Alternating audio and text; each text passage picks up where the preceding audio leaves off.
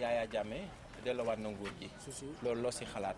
bon man je crois que yaa waruloon confisquer nguur gi sax ba di ko delloo lu gënoon mooy ba mu pertee Adama Barrow ba mu gagné mu joxe nguur gi comme ni mu ko defee woon. donc aussi Adama Barrow je crois que l'erreur qu'il a fait mooy ba mu génnee xam nga président dañu ne boo tant que jëloo fonction tant que investir uñu la t'es pas encore le président kañ la ba le ñaata janvier lañ ko war a investir. le 19 janvier ah. voilà je crois que ba le 19 janvier tant que investir uñu ko Yaya Jammeh reste le président bu Gambie. donc Adama Barrow il se doit de se réserver warul génn di communiquer ay affaires comme quoi que ne moom dafa bëgg wax ak européens yi wala dara il a pas encore pris fonction donc il se doit de se réserver xaar ba ñu investir ko lu mu mën a jël mu jël ko donc parce que Yaya Jammeh njëkkoon naa dégg ñu ne que nangu na jàppale Adama Barrow ba day toog dëkkam bay donc loolu voilà xam na daal am na affaire yu nekk ci biir yoo xam ne daal voilà ñun bas peuple bi mënuñu ko xam yeneen a ngi si suuf yeneen a ngi si biir donc man laa jàpp war ko woon sax confisqué ba di ko. est-ce que réaction Adama Barrow boobu est-ce que trouvez vous que c'est normal parce que vie est en danger xam nañ Yaya Jammeh il est capable de tout. est-ce que vie n'était pas en danger. non man je crois pas que sa vie était en danger. Yaya Jammeh il est pas voilà Yaya Jammeh ak doful quand même avec tout le respect que je lui dois doful ba di song Adama Barrow wala di ko non mënul nekk xanaa loolu mooy da koy song moom. rey ko ñu rey ko moom. noonu rek la mën a demee parce que benn instant sax nee na comme que moom coup d'état la jëlee nguur gi moom nañ ko def coup d'état pour mu wàcc ko. donc loolu ku am fit rek mooy mën a demee noonu. moom am na man yaakaar man si sama bopp man. je crois que ne quelqu'un qui prend le pouvoir par les armes périra par les armes. loolu moo am Yaya Jammeh instant bi nii je crois que lu gën a sedd lu mu mën a am mooy mu joxe nguur gi dem. est-ce que xaaroon nga ko yow mu def ko. mu joxe nguur gi non man xaaruma ko woon sérieusement man moom xaaruma ko woon. vraiment ba nga déggee nouvelle bi lan la def. bon ba ma déggee nouvelle bi dama kontaan en tant qu'africain parce que ñun su opinion internationale bi yëpp lu ñu teg mooy lan africain dafa bëgg nguur bu téye nguur di ko joxe donc bu ñu amee président yu mel ni comme ni Abdoulaye Wade defee Yaya Jammeh ñëw def ko donc ñun loolu on peut que s'en réjouir en tant que sénégalais en tant qu'africain aussi voilà. yow xam nga Yaya Jammeh ni mu capable rey na ay nit def na ay kii bon accusé nañ ko.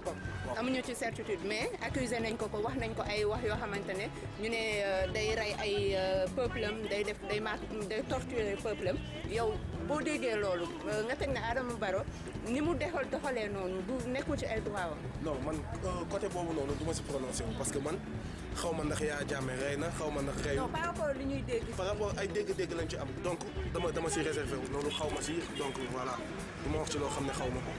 voilà donc du wax si loo xamante ne ni xamu si et pourtant mu ngi wax si loo xamante ne ni xamu si parce que ñun ñoo ko jox information bi ñu la jox intoxication la donc élèves yi dañuy ñëw di wane lan mooy intoxication donc si loolu lañ nekk maanaam tey jamono toll na fu nga xamante ne ni via WhatsApp wala xaw ma fan la information yi di jóge ñu jël rek daal di koy divulguer ko balancer ko ñëpp jot si ñu gëm ko parce que ñëw ay journalistes bu ñu ñëwee si yow wax la ni nga réactionné rek na nga mën a réactionné.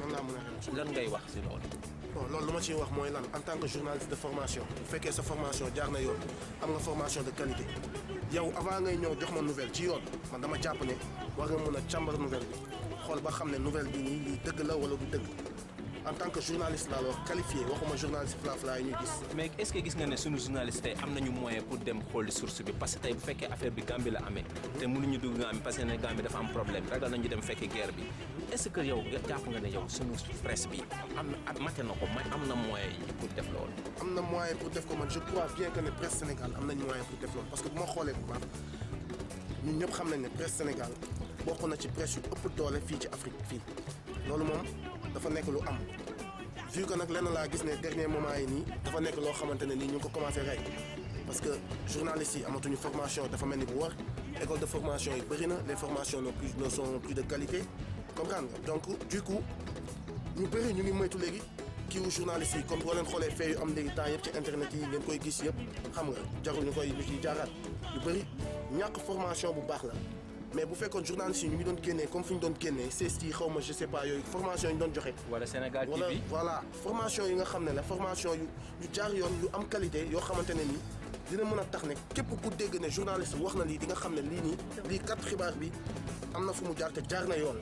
c'est fiable na nekk loo xam merci dafa nekk loo xam ne c'est fiable nit ñi lañ ko mën a déglu mais léegi journaliste boo gisee da ngay gis nit ku ubbi site internet sax man mi daf may dal damay ubbi site internet xool rek gis ne par exemple du ma tudd tur benn turu kii bind na site bi bind na lii rek du ma ko lire je me dis directement que ne c'est faux te alors que mën na nekk dëgg la mais du ma ko sax lire parce que léegi dañu def benn image sénégalais dafa def benn image journaliste boo xamante ni ah non li ñuy wax excusez-moi du terme dañuy fen li ñuy wax it du dëgg donc voilà loolu moom war nañ ci gën a defaat. mooy mensonge déguisé boobu ma waxoon na fi ne ma c'est pas du tout vrai donc pour ñi nga xamante ne ni yéen ñuy seetaan loolu lañ si jublu intoxication dafa am bu ñu la waxee dara li waykat bi di wax naan bul dégg rek daal di gëm dégg-dégg dafa war a xaw ma daan jàngal la sa biir ainsi de suite donc élèves yi tey loo leen di conseiller journalistes yi nga jàkkaarloo tey ñuy dox si wàllu intoxication génn classe yi ñëw dox si mbedd mi pour daje waa Sénégal TV lu ñu def nii noo ko gisee. non je crois que ne lii nii affaire bu baax la donc lii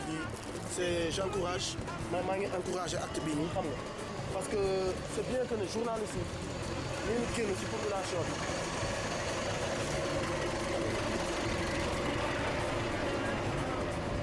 je trouve que c'est bien ngeen di génn ci population bi di déglu population bi li ñuy wax di xam ñun lan mooy daw ci ñun suñu bopp ak xam nga li nga xam ne ñun moom la ñuy xalaat ci yéen xam nga te en plus maa ngi leen di conseiller vraiment ngeen bañ a bokk ci loolu journalistes yi nga xam ne ñoom la ñuy wax ne comprendre nga journalistes yi nga xam ne duñu de qualité man bëgguma yéen ngeen bokk corrompu rek des journalistes corrompus ñi nga xam ne ñu ngi leen di jox ñuy bind ay articles yi nga xam ne tegul ci yoon yoo xam loolu l'islam nangu ko seen diine nangu ko donc du coup je vous encourage ci seen i études yal na leen yàlla def journalistes yi nga xam ne voilà waaw de qualité yi nga xam ne ñoom la ñuy tudd ci àdduna yu crédible donc du coup loolu laa leen di ñaanal jërë ngeen jëf. merci ok tur bi nan la mu ne ma kasi Simon Bisbiklen bokkuñu dara.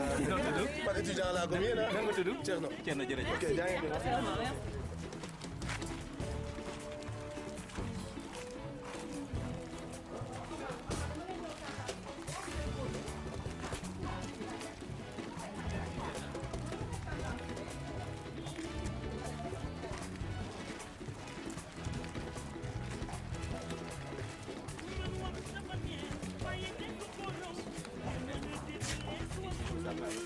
Oui, il m'en a parlé.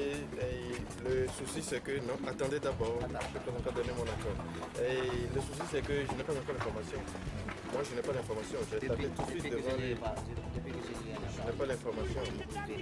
Voilà. Il ne voit pas l'information. Mais je lui ai dit carrément que c'est le DG qui nous a appelé en disant qu'il a cédé le pouvoir. Donc voilà quoi. C'est juste 30 minutes. Où est-ce que vous cherchez l'information? Nous, on vous a amené l'information. Oui, mais tu peux chercher aussi l'information, non? Aujourd'hui, Mais écoutez, qui peut donner mieux que nous? Mieux que vous. Qui vous cherchez où? Qui va vous donner l'information? L'information. Où exactement? Donc vous ne voulez pas en parler tant que vous ne Non, si j'ai trouvez pas pas la bonne l'information, il ne va pas en parler. Pourquoi nous ne sommes pas crédibles? Il voulait refuser. Hein? Ah, mais c'est pas. Il est en train de faire. Elle est en train de faire.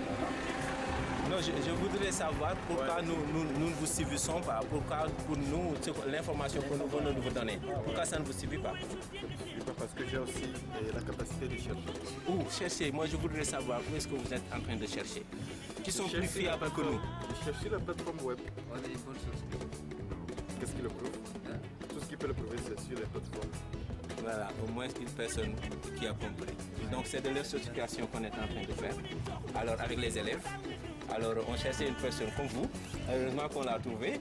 Alors qu'est-ce que vous conseillez aux gens? Alors mais il y en a quelque chose que je ne suis pas d'accord. Ouais. Vous cherchez quelle plateforme exactement qui va vous donner l'information? Si l'information comme sur la Gambie tombe, les grands journaux en parlent. Mais les grands journaux peuvent te mentir. Bien sûr, mais il y a tout un critère de vérification de l'information. Comment vous vérifiez l'information? Oui. Je cherche premièrement sur la plateforme ce qu'on dit, je tape les mots-clés sur Google pour voir ce qu'il en est, quels sont les sites qui en ont parlé. Si par exemple c'est un seul site qui en a parlé, vous devez prendre des gants avec. Vous devez prendre de l'information avec des gants et creuser beaucoup plus. Voilà. Donc vous ne faites pas confiance à la presse locale? Non, ce n'est pas ça. Aujourd'hui, l'information s'est démocratisée et tout le monde peut écrire ce qu'il veut sur son compte Facebook ou sur les médias sociaux. Donc maintenant, comment déceler la vraie information de la mauvaise? Mais Voilà pourquoi il faut chercher. Comment pouvons-nous détecter la vraie information? Parce que moi, ce que je n'arrive pas à comprendre, qui va vous donner l'information que vous cherchez? Parce que le type là, il peut vous tromper. Qui va donner l'information? Oui. Si Yaya Jammeh cède le pouvoir, normalement, on doit attendre sa décision officielle. Qu'il fasse une sortie officielle. Oui, une sortie officielle. Mais bien avant la sortie officielle, si vous, les journalistes, vous avez les personnes ressources au sein de la présidence gambienne, au sein des institutions panafricaines qui sont actuellement en discussion avec la Gambie, vous devez avoir ce réflexe avant de suivre la mouvance. Mais vous étiez super, mais pas tout à fait. Hein? Parce que pour moi, on ne peut pas se fier d'une presse pour dire que cette presse-là, elle va me donner l'information dont j'ai besoin. Justement, c'est là, pour je ne suis pas. C'est là où justement, c'est pour cela que je dis que si vous avez l'information, si c'est un journal, une presse ou deux, vous devez continuer à chercher. Mais si vous avez l'information... Mais cette presse-là, elle peut être contaminée par l'autre presse. Hein? Oui. Tout ça se décèle. Ça se décèle de comment vous... Après tout, l'expérience aussi joue. Ça se décèle de comment vous lisez l'information, avec quel œil vous arrivez à lire entre les lignes. Est-ce qu'on peut avoir votre réponse? Si nous, on vous a donné une information fausse et vous tapez sur, par exemple, Google, vous avez aussi la même information, comment vous allez réagir par rapport à ça? Oui. Si j'ai l'information, ça dépend quel site m'informe. Si le site est crédible d'abord. Crédible, qu'est-ce que vous appelez crédible? Oui, aujourd'hui, je sais qu'il y a un site à Dakar. Sénégal TV? Non, même pas. Il y a un site qui m'a C'est blessé plus tout crédible dernièrement. que Sénégal TV? Sans vous offenser, je ne connais pas Sénégal TV. Sans vous offenser. Ok, mais tu le connais maintenant. Oui. Alors dis que je connais Sénégal TV maintenant. Ok, d'accord, si vous le voulez. Nous le voulons bien sûr. Je connais Sénégal TV. En tout cas, c'est un très bon exercice. Merci C'est un beaucoup. très bon exercice. C'est Oui. très bien. Oui. Parce que surtout aujourd'hui, avec Oui. la démocratisation de l'information, il y a du n'importe quoi, surtout sur les plateformes. J'en parlais la fois passée avec M. Si de EGCOM. On a animé ensemble une communication sur un nouveau métier. Je suis journaliste aussi. Ah bon? Moi j'ai rencontré des journalistes aujourd'hui. Hein? Alors mais c'est extraordinaire. Comment vous trouvez l'idée, ce que le Sénégal TV est Très bien. Dites-le ici Très s'il vous bien. plaît. C'est très bien et ça permet premièrement aux apprenants d'être sur le terrain, d'être au contact de l'information et de savoir comment éviter les pièges. Parce qu'aujourd'hui, tout le monde peut se lever, comme je le dis toujours, et donner l'information. Mais où est l'information la vraie? Et c'est là où le journaliste, le travail journalistique doit se différencier de ce que X fait sur son compte Facebook. Aujourd'hui, nous sommes aussi pris de vitesse par les médias sociaux qui a fait connaître l'émergence de nouveaux acteurs qui sont les blogueurs et tout. Et ils donnent les informations puisqu'ils ont beaucoup de followers et beaucoup de réactions sur leur page. Donc s'ils passent l'information en temps réel, très rapidement, ça se propage, mais ce n'est pas forcément la vraie. Maintenant, le journaliste, lui, ne doit pas suivre cette mouvance-là. Toi, le journaliste, tu dois avoir ton réflexe. Fouiller d'abord, comme on l'apprend tous à l'école, fouiller d'abord, faire le travail journalistique qu'il faut avant et recouper les faits avant de pouvoir... Maintenant, si vous dites que l'information, par exemple, comme vous avez dit, qu'il y a jamais vu c'est la place, et que l'autre site copie, ainsi de suite. Voilà, il y a une pléthore d'informations qui dit qu'il y a jamais assez de pouvoir. Maintenant, comment vérifier? Voilà. Par la source. Les sources d'information, comme on l'apprend tous à l'école, normalement, il faut premièrement voir les agences FP, et Reuters. Prenez-les d'abord, France 24, RFI. Ce sont des organes qui prennent beaucoup de temps avant de publier les informations sur leur plateforme, aussi Africa 24. Ce sont des organes qui prennent beaucoup de temps. Donc, si vous voyez une information comme celle-là, essayez de faire le tour, vérifier les pages Facebook, Twitter, les sites internet de ces structures-là. Voici s'ils n'en ont parlé. S'ils n'en ont pas encore parlé, continuez vos recherches et attendez. Si vous avez des contacts, appelez la Gambie. Si vous avez des contacts, des ressources bien informées, appelez à l'instance panafricaine pour pouvoir avoir l'information la vraie avant de la publier. Je me rappelle, ça nous est déjà arrivé. une fois à la rédaction, c'était en 2014 lorsqu'on devait nommer, le président Roch Christian Kaboré a été élu président, il devait nommer un premier ministre. Donc bien avant, non, au Burkina Faso, bien avant le bruit courait, comme quoi c'était Madame Sori Koulibaly. C'est elle qui dirige l'économie et les finances, je crois, actuellement. Elle est en poste actuellement. Mais le bruit courait, elle bossait pour les Nations Unies. Et quand le bruit courait, tous les organes l'ont repris. Il y a beaucoup d'autres, de grands médias d'ailleurs, qui ont aussi fait l'erreur, qui l'ont repris. Maintenant, moi, en ce moment, j'étais aussi dans un média international, mais j'ai pris le temps de faire beaucoup d'autres recherches. Bien que j'ai vu l'information, j'ai pris beaucoup de gants pour traiter cette information parce que c'est très sensible. C'est très sensible. Et tous ces médias qui avaient donné l'information, ils étaient obligés de revenir, de faire erratum. Et ça fait quoi? Ça décrédibilise votre candidat. Et le lendemain matin, moi j'ai eu des félicitations pour l'eau. Parce que oui, j'ai pris la peine d'appeler la présidence, j'ai pris la peine, puisque j'avais des contacts et tout, avant de donner l'information. Donc c'est très, très important. Que conseillez-vous aux journalistes qui se nourrissent du pain de la diffamation honteuse? Que les conseillez-vous exactement? Normalement, le journalisme est régi par une éthique. Pas une éthique, une déontologie qu'il faut suivre. Ce qui se dit vraiment journaliste professionnel doit se garder de ce genre de choses. Merci beaucoup. En tout cas, votre nom c'est comment? Guevani. Guevani, on était très contents. Voilà. Là j'ai un rendez-vous avant 17h. Mais j'ai déjà perdu beaucoup de temps. Je suis obligé de prendre un taxi pour venir rentrer. Mais vous êtes ici, moi je suis juste dans le coin. Je peux repasser. Oui, on est là, on est dans le. Vous êtes juste là. Oui. Comment je fais pour venir? Pour prendre le contact d'un de vous. Voilà, c'est ça. Donc, alors, vous faites le 77.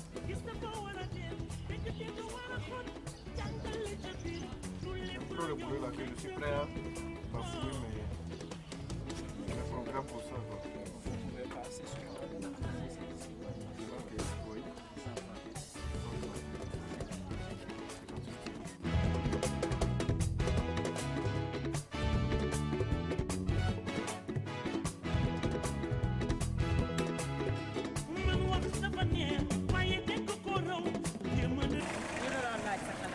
loolu de xéewal la bu dëgg yàlla xéewal la pour jàmm Sénégal ak Gambie.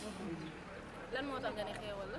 ah xéewal la pour jàmm Sénégal Gambie ndax Gambie Sénégal benn la te suñu mbokk dong ñoo fa ne kon nag naka joxe rek Sénégal jëm kanam. nga ne lii dina am. ah saa yu ma jullee de damay ñaan yàlla. noo ko gisee nag. nouvelle bu neex maa ngi koy doog a dégg. xalaatoo woon ne bu ko Yaya Jammeh defoon leneen dina ko ci fekk. ah lu bëri nag mën na ko si fekk nag waaye lépp si loxoy yàlla. yow loo si gënoon ragal. bëri na comme nag da nga am ay mbokk Gambie. bu baax. yow sa mbokk yi ñoo tax nga ragal wala. non ah loolu sax ndax Sénégal Gambie benn la Casamance Gambie benn la. te yow Casamance yi. mais xalaatoo ni daf est-ce que amul ñoo xamante ni dañoo nekk seen ginnaaw ci ginnaaw Yaya Jammeh ba tax mu bàyyi li wala dafa am lan moo tax mu. naa tamit daa dégg waxu ñii rek te boo nekkee doomu aadama dëgg te nga ragal yàlla te nga bañ deret di tuuru war nga delloo lépp si loxo yàlla de. kon daal kontaan nga si nouvelle. bu baax te kay su muy egg moom julli rek delluwaat yàlla carte gi merci beaucoup. ay kaay si fi mu nekk nii dañ doon def ñun ñi ay élèves lañ dañuy jàng léegi dañ doon jàng nan la sénégalais yi nan la nit nga ñëw jox ko benn information bu baaxul rek mu daal dee jël fi mu ne nii loolu lañ la defal Yaya Jammeh delloowul nguur gi la woon moo nekk ba tey léegi dañ doon xool bu ñu jëlee information fële te du dëgg ñu jël ko rek jox ko sénégalais yi nan la ko sénégalais yi di gisee daal loolu lañ doon jàng nii. ah comme nan la nañ. ñu ñëw rek jox leen information baax. yàlla na seen information nekk dëgg. waaw léegi bu du dëgg léegi ñu ñëw wax ko sénégalais yi rek site internet yëpp wax ko yéen tamit ngeen topp ci loolu noo ko gisee lu si sa xalaat. ah du neex moom. ndax tas journaliste yaakaar yi la liggéey boobu ñuy liggéey yenn journaliste yi. tas yaakaar la moom. léegi looy wax journaliste yi di defee noonu. ñuy xoolaat ñuy joxe dañ ko information. bàyyi baaxul nit ki moom booy liggéey moom te nga bëgg suba nga nekk dara sa réew da ngay wax luy dëgg loolu mooy defar société. parce que yow sénégalais nga te yaa sénégalaise nga te yaa ngi nii gëm ko lan la def si yow fi mu ne nii loolu du dëgg. tës yaakaar la mais dinaa gën a ñaan yàlla daal na sotti lépp dem si jàmm. mais yow daal da ngay ñaan mu nekk dëgg tur bi na la asu na Gomis. asu Gomis merci asu ciao merci